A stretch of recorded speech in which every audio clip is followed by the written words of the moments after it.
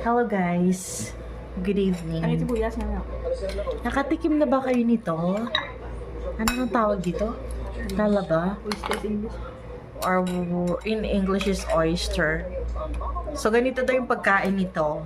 Bubuksan mo siya, then lalagyan mo siya ng suka.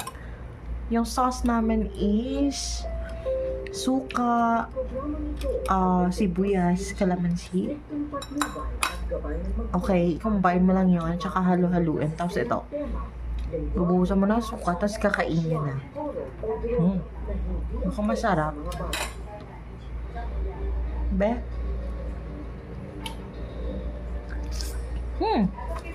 Masarap. Kaya medyo maanghang.